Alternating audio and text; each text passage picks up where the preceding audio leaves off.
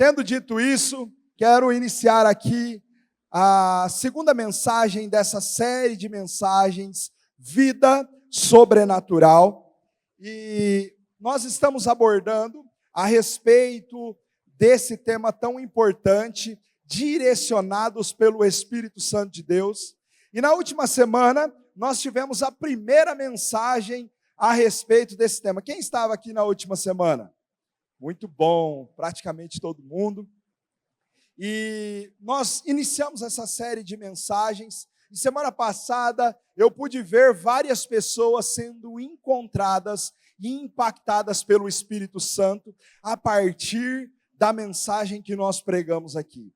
Pessoas foram batizadas com o Espírito Santo sem ao menos nós tocarmos nelas. Pessoas foram impactadas, foram lançadas ao chão, literalmente, por um toque com o Espírito Santo, sem que eu ao menos relasse nelas, mas o ambiente, a presença do Espírito Santo estava tão forte que isso foi comum acontecer. Pessoas que há muito tempo não falavam em línguas espirituais mais e puderam ser renovadas, pessoas que não tinham o batismo com o Espírito Santo, não falavam em línguas sobrenaturais, foram batizadas, foram cheias com esse dom do Espírito Santo, e tem sido dias surreais que nós estamos vivendo, direcionado pelo Espírito Santo de Deus. E algo que eu posso dizer a você hoje, que faz parte dessa casa, que um avivamento está nascendo a partir desta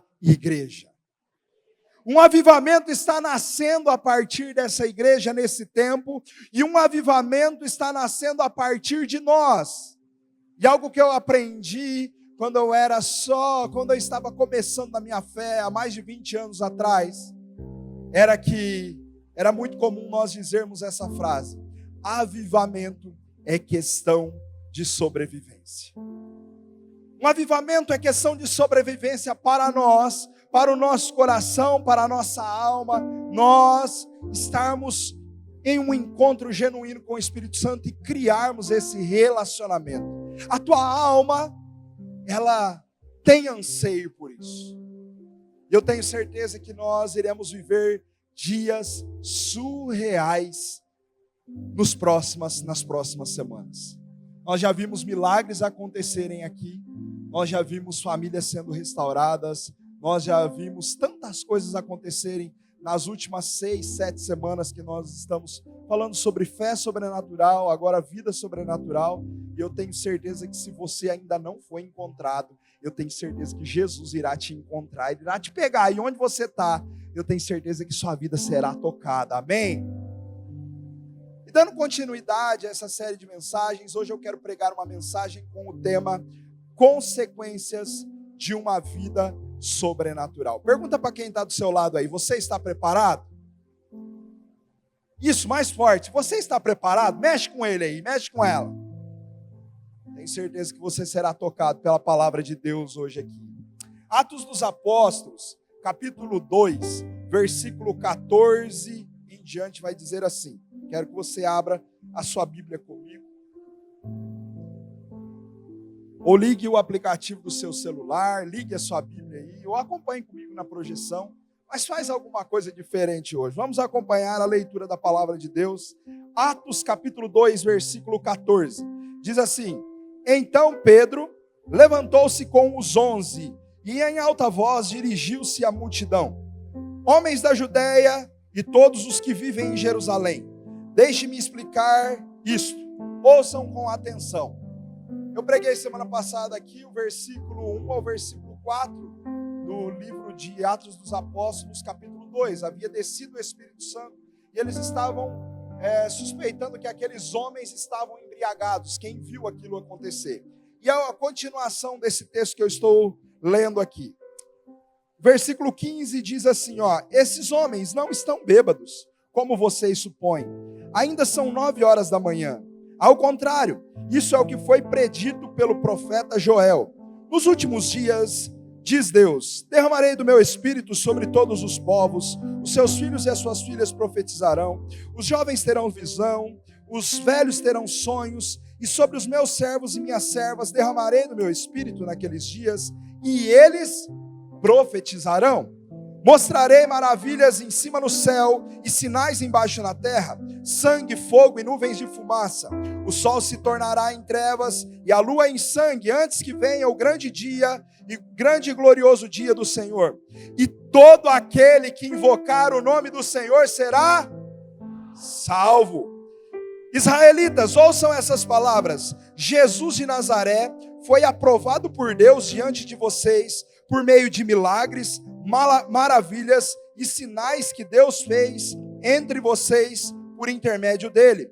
Como vocês mesmos sabem, esse homem foi entregue por propósito determinado e pré-conhecimento de Deus. E vocês, com a ajuda de homens perversos, o mataram pregando-o na cruz.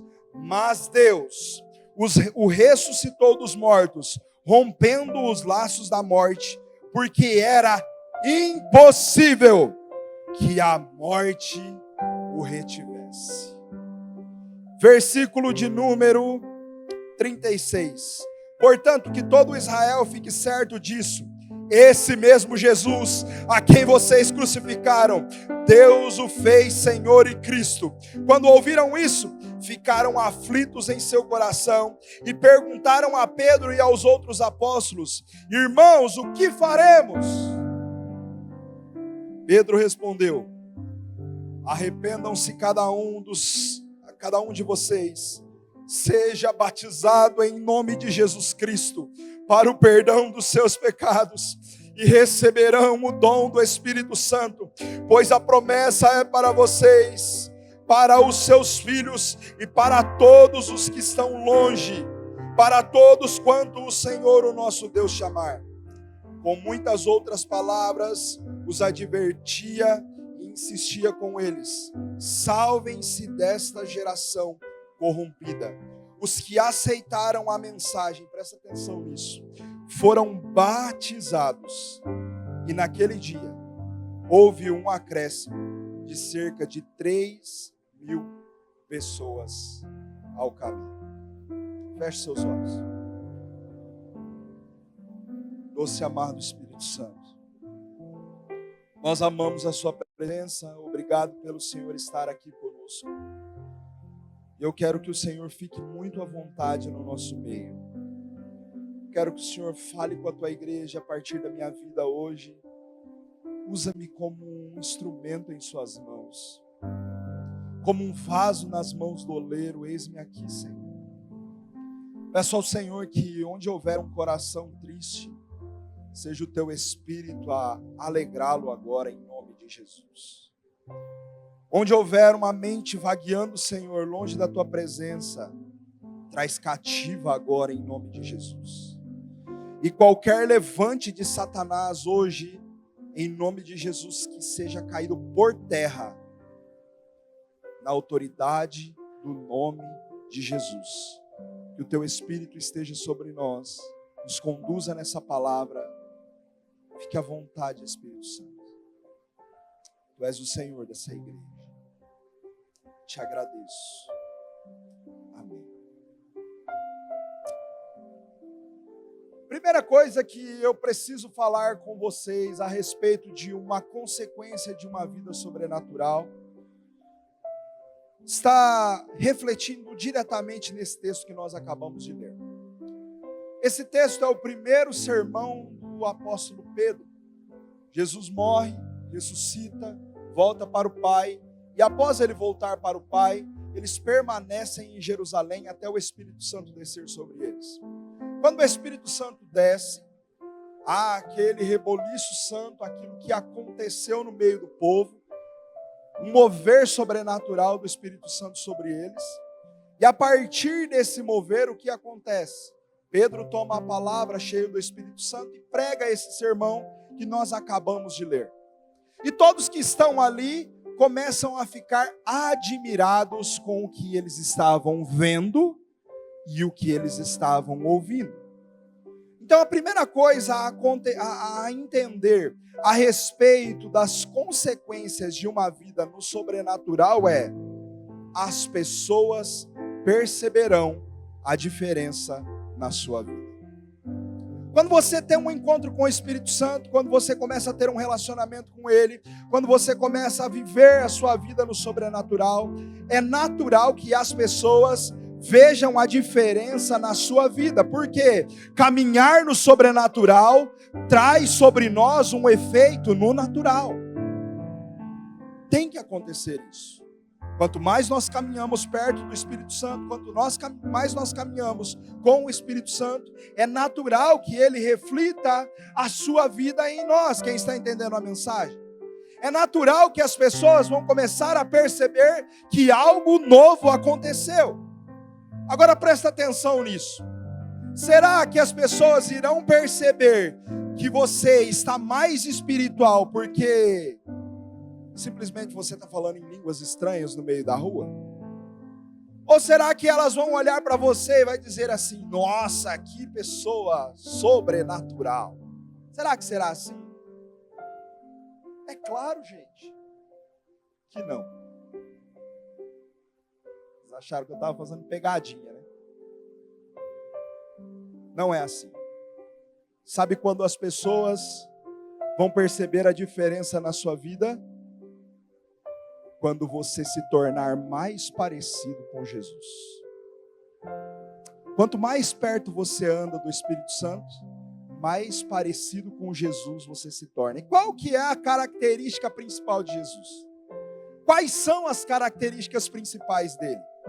Mateus capítulo 11, versículo 28 vai nos dizer sobre isso. Jesus falando de si mesmo e ele fazendo um convite: tomem sobre vocês o meu jugo e aprendam de mim, porque eu sou manso e humilde de coração. Escreva no chat aí, você que está online. Manso e humilde de coração. Duas características principais de Jesus. Agora, ser manso, pastor, o que é? Ser manso é controlar-se no dia que você tem razão e você pode dar uma baita de uma resposta para alguém. Falar a alguém, responder mal a alguém, porque você está no seu direito, mas você se abstém daquilo que você teria direito de fazer e você não faz. Ter o teu domínio próprio, ter mansidão.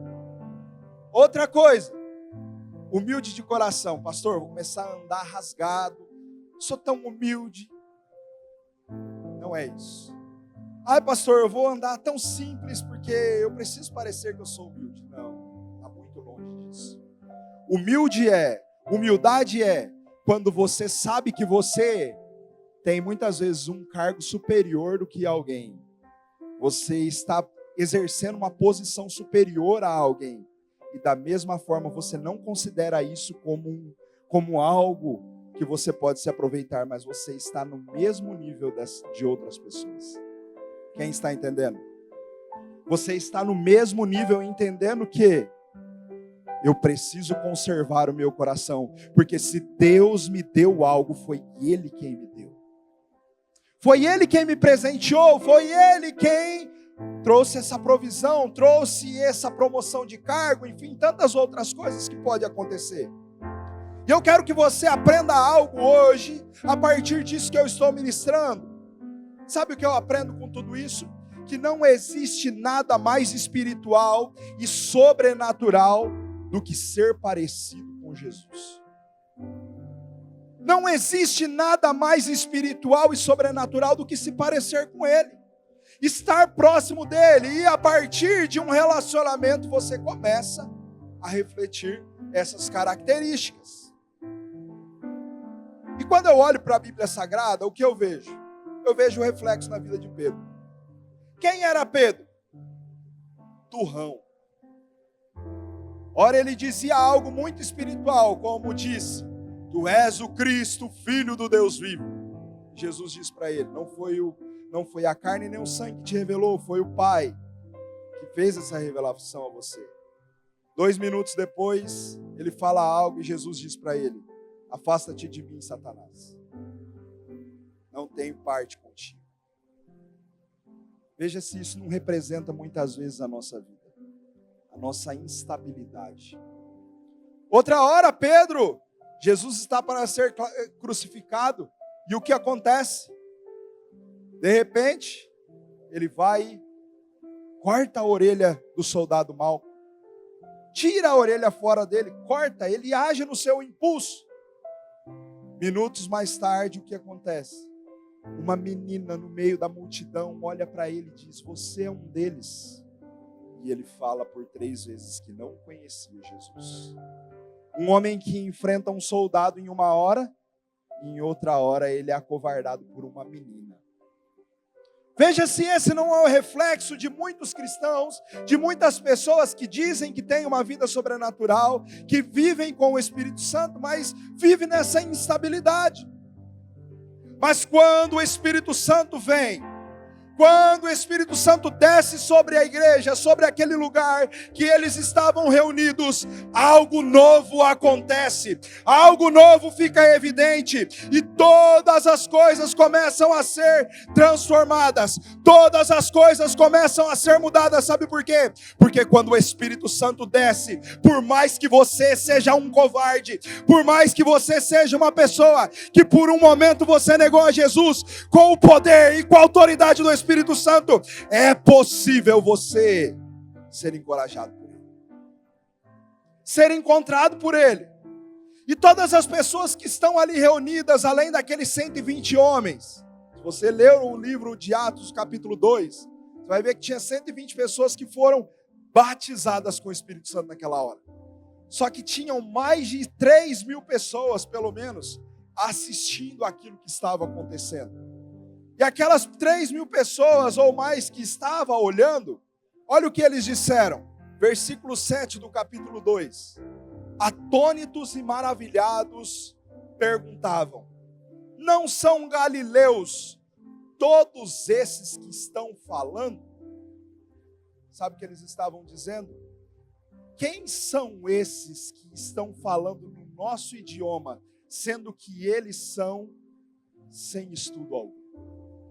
Quem são esses que estão sendo visitados por esse poder, por isso que está acontecendo, sendo que eles são homens e mulheres comuns, eles são simples demais, são improváveis demais? E eu tenho um recado para mim e para você hoje aqui: Deus ama chamar os improváveis. Deus ama chamar aquele que não tem nada a oferecer, colocar de pé e fazer dele um grande homem e uma grande mulher de Deus. Deus ama fazer isso. E sabe, nesse momento acontece o quê? Deus pega essas pessoas que nada tinham para oferecer, os colocam de pé como profetas para aquele povo e para aquele tempo.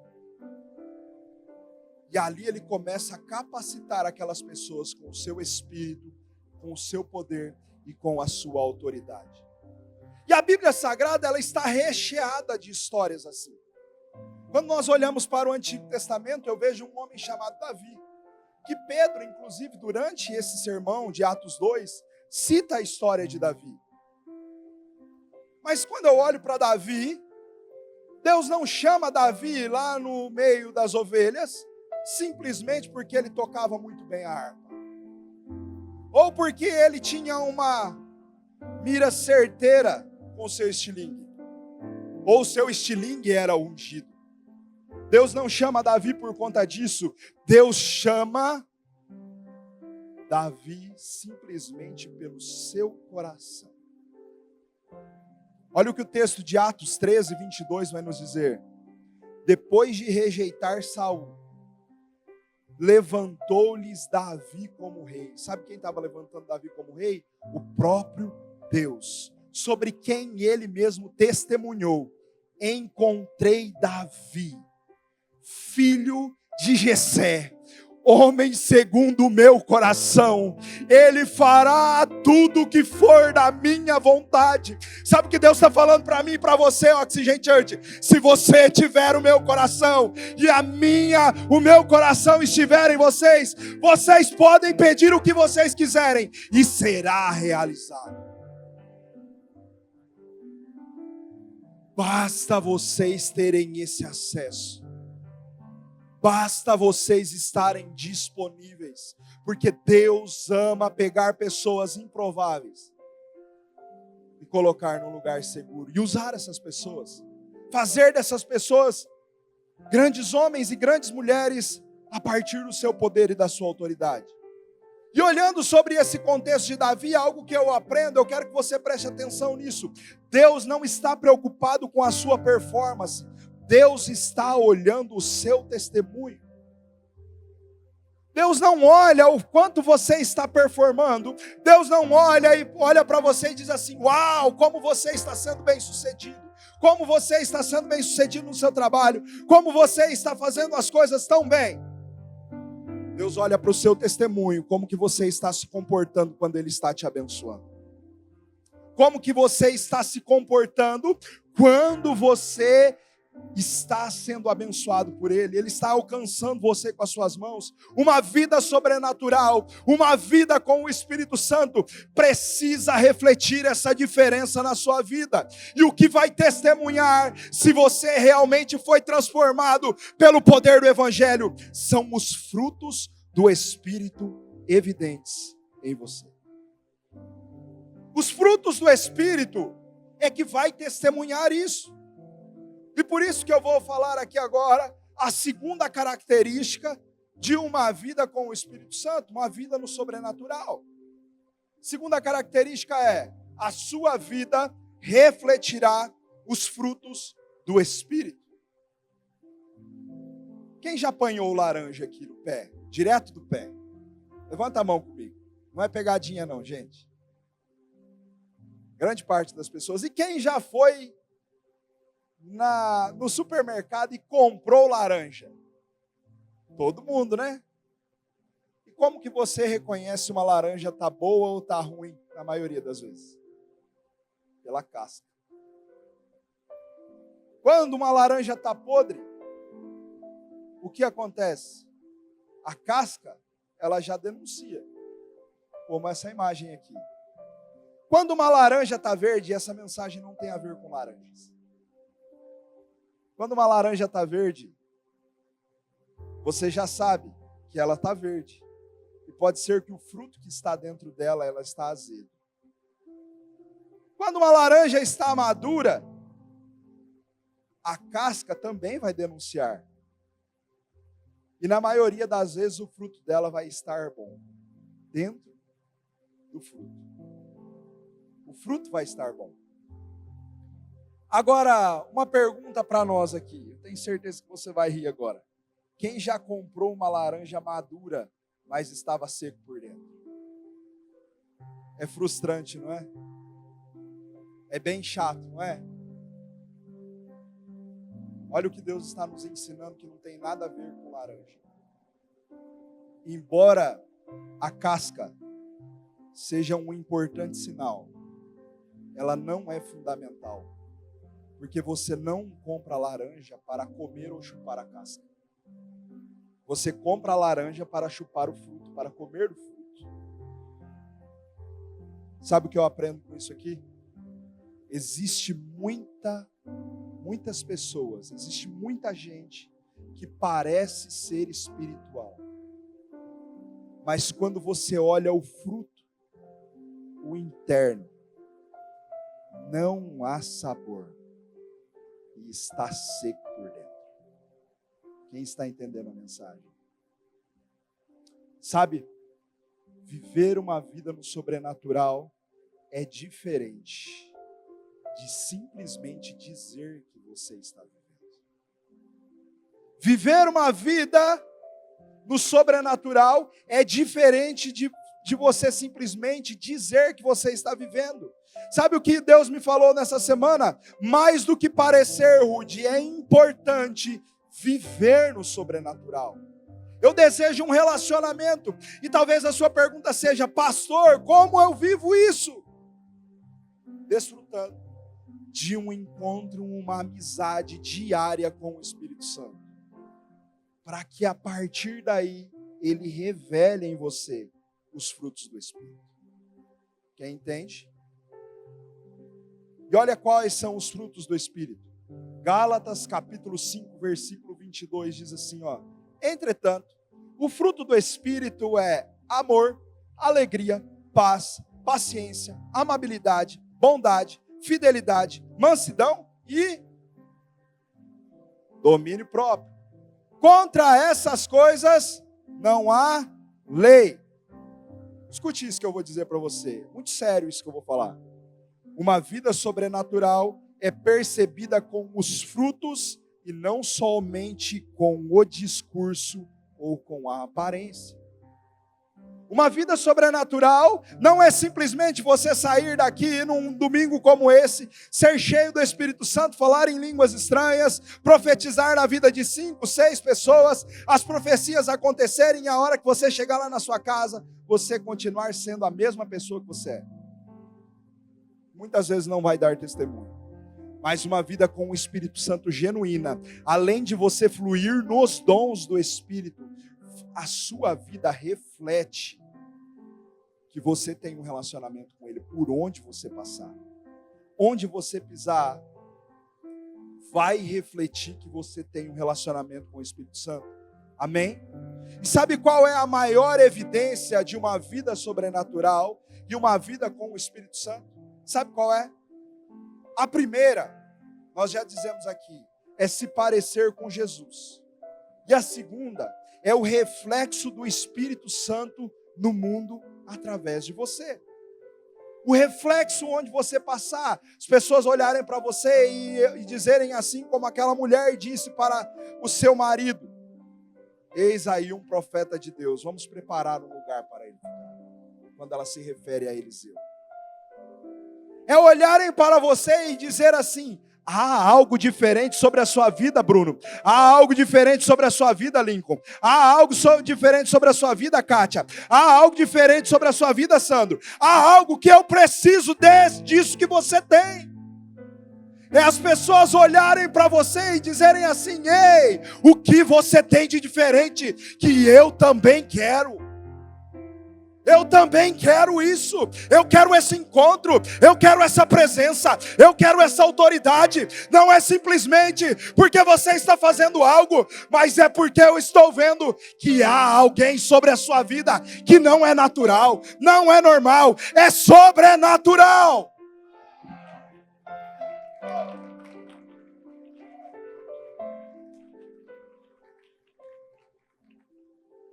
É as pessoas olharem para você e dizerem: eu quero isso, eu quero essa vida, eu quero esse Espírito Santo que você está dizendo.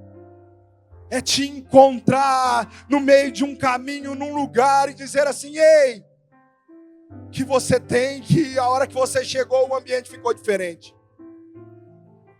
O que você tem, o que você está carregando. O que você tem sobre você? E Paulo, quando fala sobre os frutos do Espírito, ele continua dizendo, no versículo 24 de Gálatas 5. Olha o que ele diz, que é interessante, o Espírito Santo falou muito forte comigo sobre isso, essa semana. Os que pertencem a Cristo Jesus,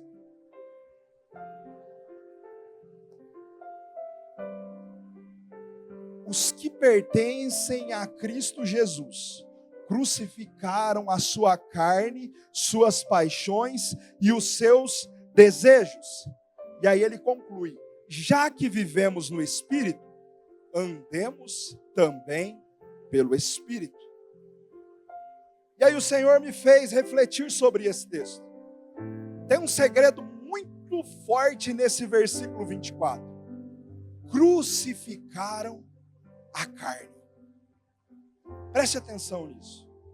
Imagine que se nós tivéssemos uma cruz aqui e eu fosse ser crucificado agora, teria como eu me auto-crucificar? Imagine comigo. Segurar o prego. Tem jeito?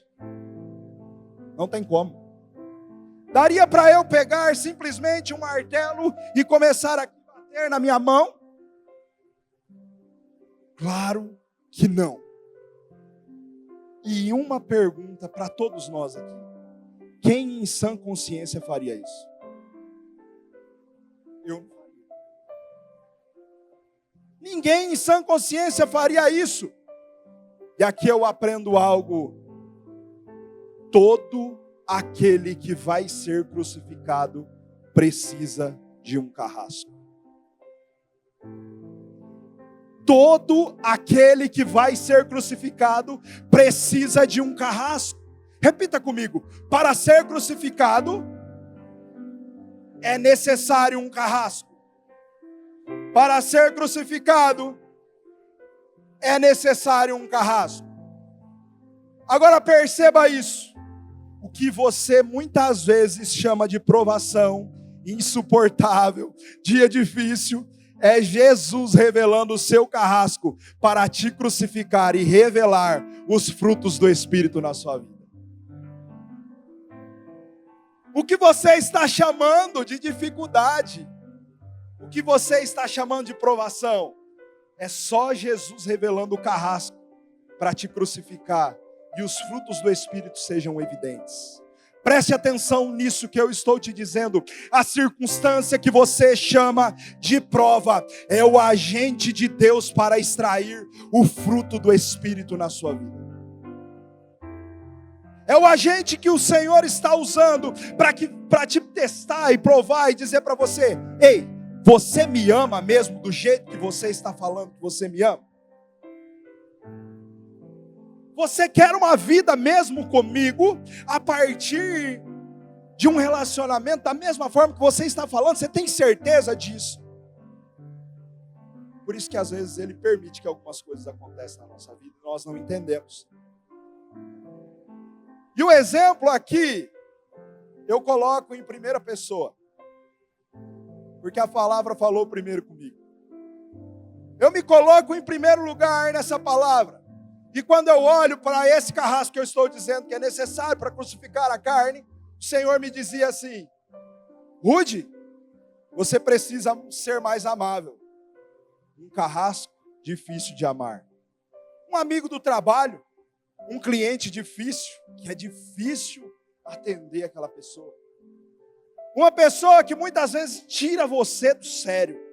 Você falaria: Jesus, só o Senhor para amar essa pessoa mesmo, porque Senhor. Rude, você precisa ser mais tolerante. Um carrasco para desenvolver o seu domínio próprio. Rude, você precisa ser mais fiel. Um carrasco tentando negociar princípios, colocando avareza no meu coração. Testando se eu sou fiel mesmo. Se realmente eu sou fiel. Rude, você precisa ser mais manso. Um carrasco tentando sempre contra a minha mansidão. Rude, você precisa ter mais paz. Um carrasco tentando sempre tirar a minha paz com alguma situação. Rude, você precisa ser mais paciente. Um carrasco tirando a minha paciência, me tirando do sério. Rude, você precisa ser mais humilde. Um carrasco me tentando no com orgulho.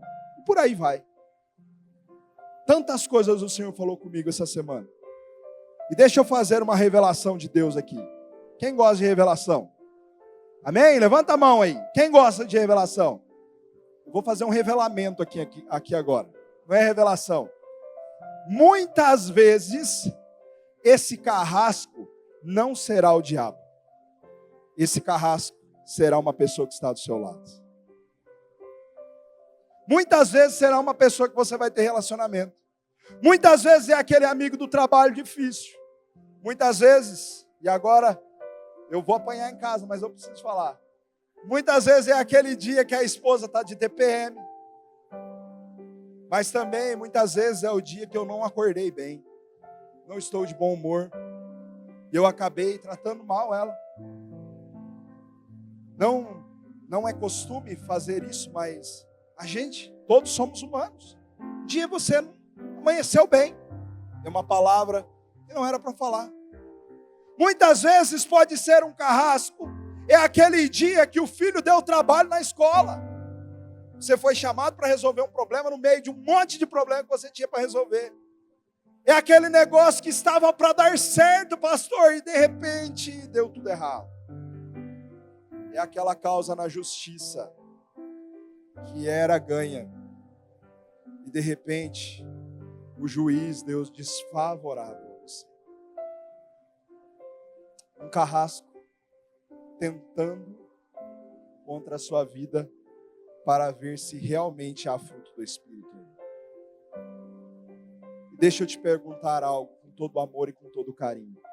Qual é o seu comportamento quando as coisas não saem do jeito que você planejou? Qual é o seu comportamento?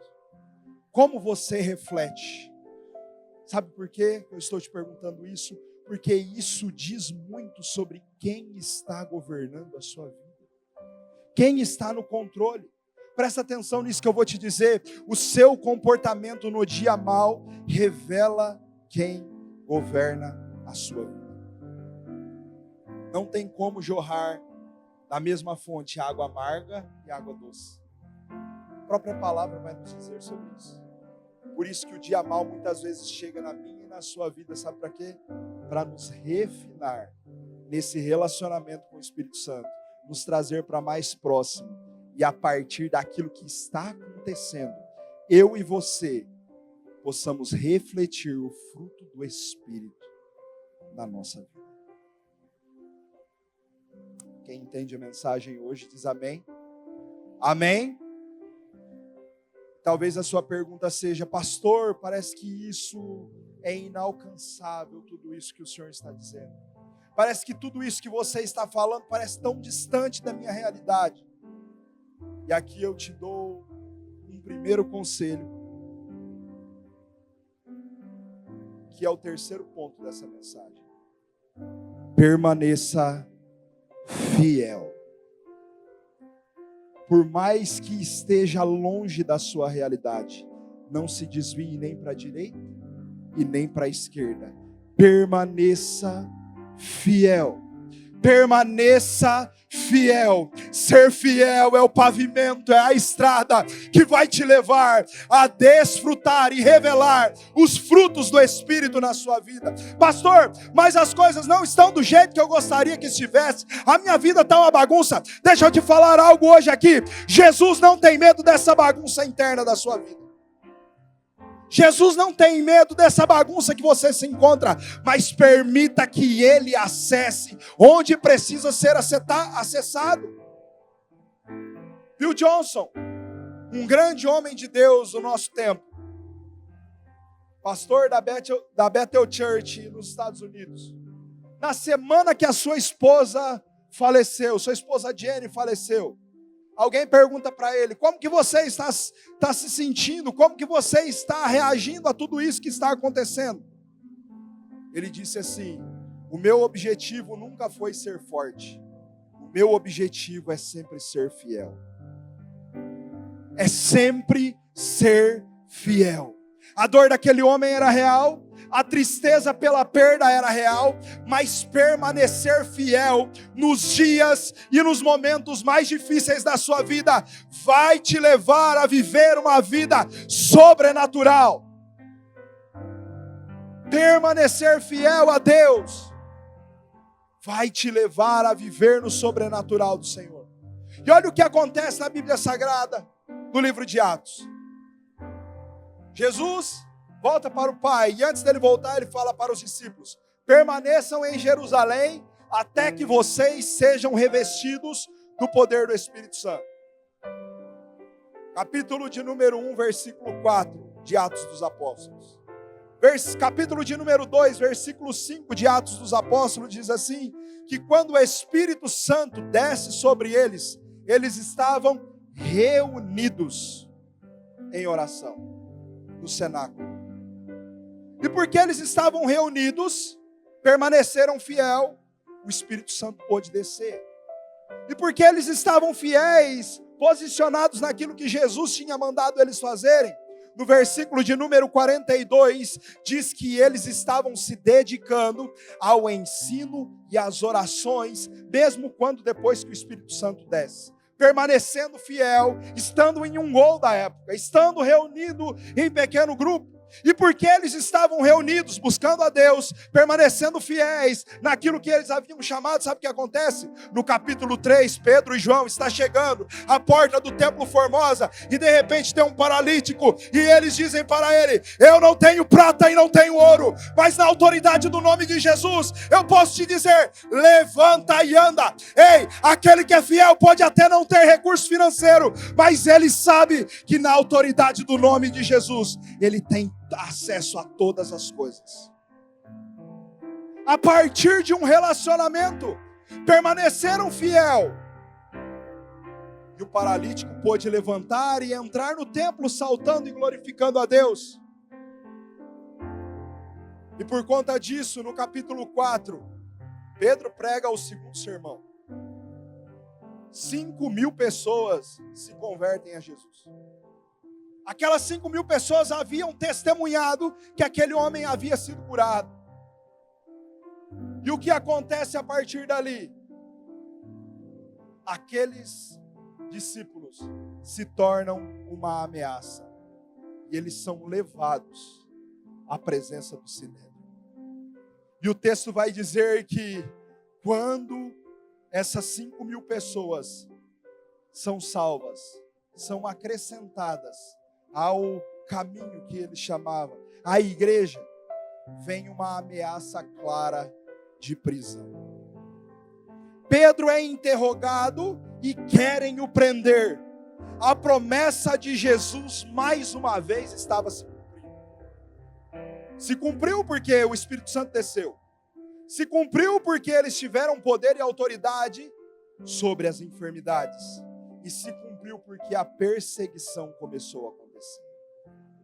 E quando o Espírito Santo me levou a esse texto, Mateus capítulo 10, versículo 22, eu imagino Pedro na presença do Sinédrio, se lembrando disso que Jesus disse para ele. Olha o que Jesus disse: todos odiarão vocês por causa do meu nome, mas aquele que perseverar, aquele que permanecer fiel até o fim, será salvo.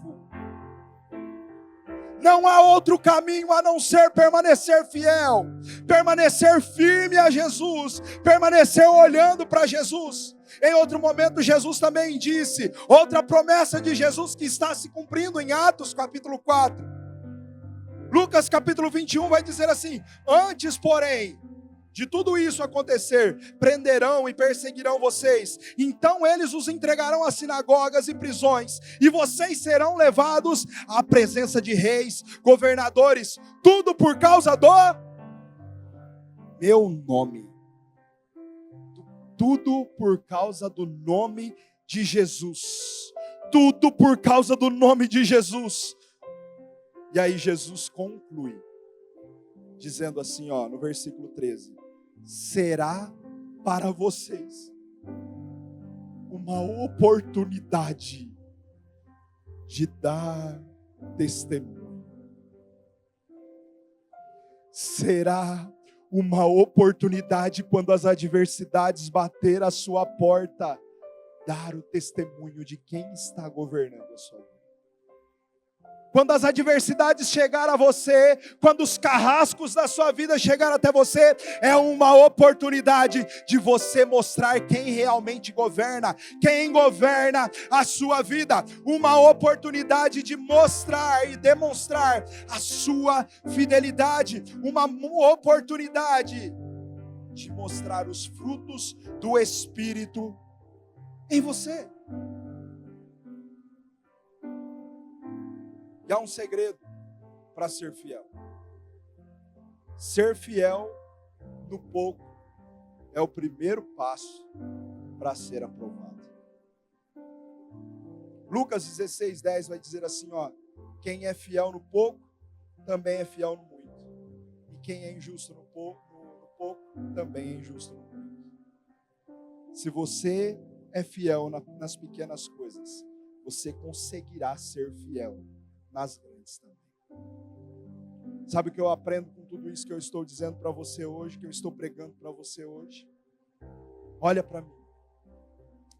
A sua fidelidade a Deus começa nas pequenas coisas e vai aumentando na proporção que você cresce em fé maturidade espiritual.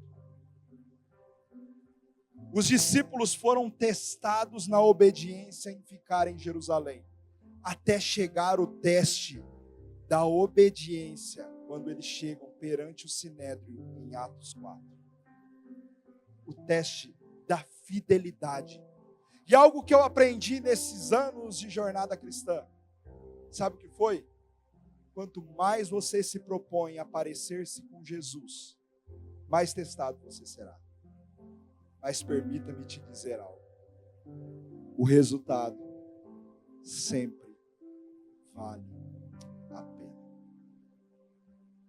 O resultado sempre vai valer a pena.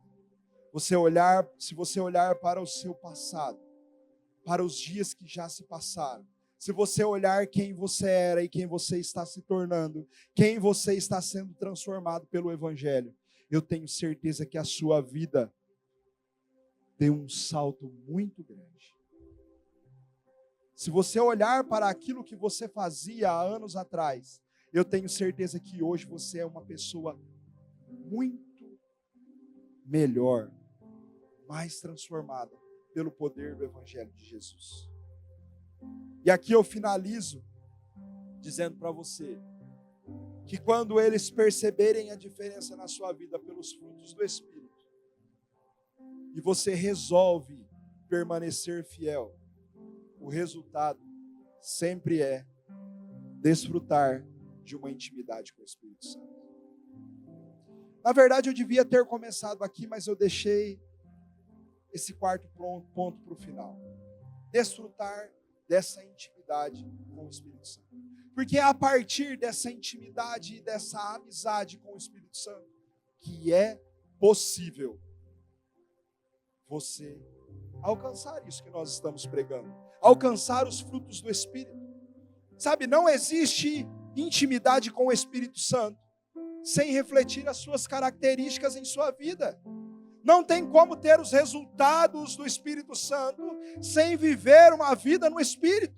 O apóstolo Paulo disse, se nós vivemos no Espírito, nós também devemos andar no Espírito. E algo que eu aprendo é, a intimidade, ela é revelada pelo relacionamento. O exemplo é clássico que eu vou dar para você aqui agora, mas é o mais real possível. Por que eu tenho intimidade com a minha esposa? Porque nós temos um relacionamento. E algo surreal é, quanto mais tempo eu passo com ela, mais íntimos nós ficamos. Eu trabalho fora, e por vezes eu preciso sair de casa, depois do culto da noite aqui no domingo, viajar a semana inteira, só volto no sábado para casa. Quando eu volto para casa, parece que o nosso relacionamento está frio. Estamos distantes. Por quê? Por mais que eu troquei mensagem, liguei, falei de vídeo, fiz um monte de coisa para tentar estar perto, eu estava muito longe para se manter aquecido.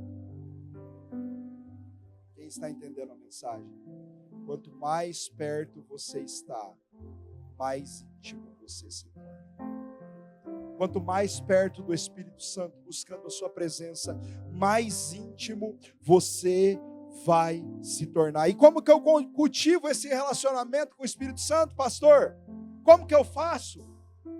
Catherine Kuhlman, uma grande evangelista do último século, ela dizia algo muito importante. Ela tinha uma frase sobre o relacionamento dela com o Espírito Santo. Podemos tornar essa frase como nossa também. O Espírito Santo é o meu melhor amigo. Já pensou você ser chamado de amigo do Espírito Santo?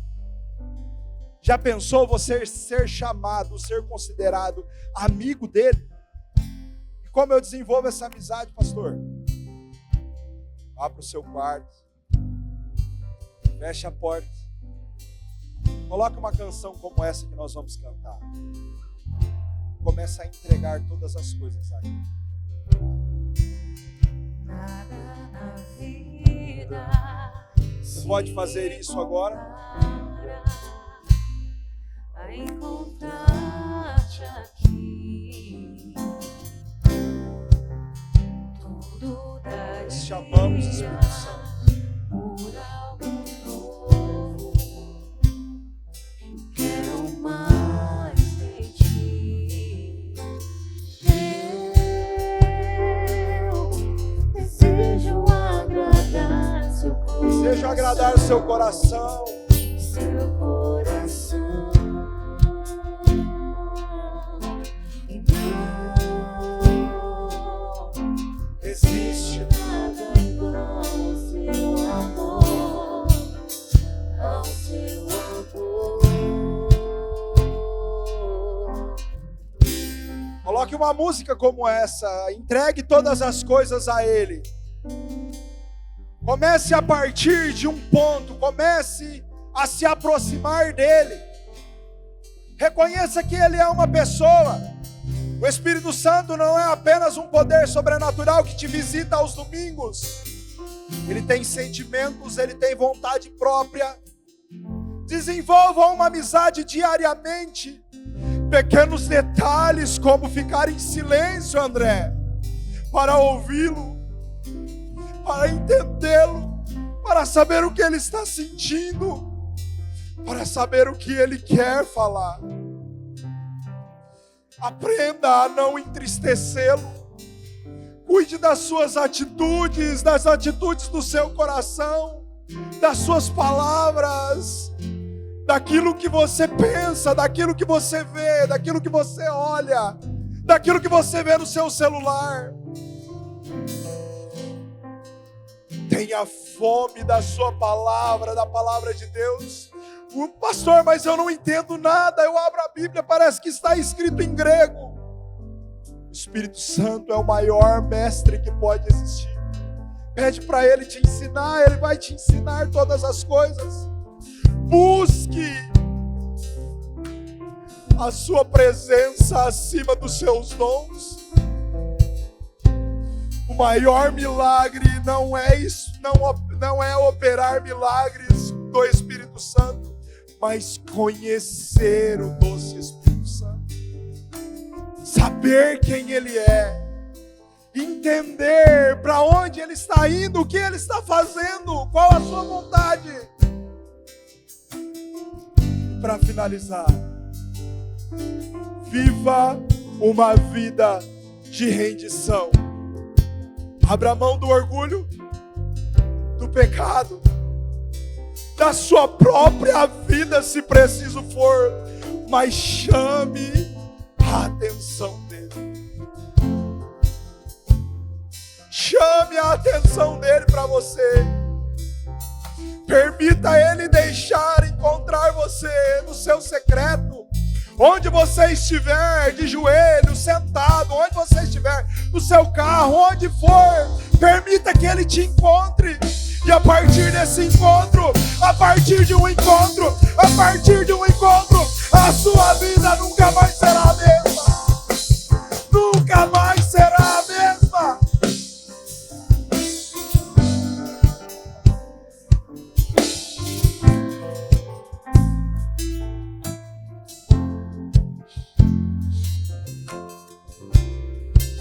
Feche seus olhos por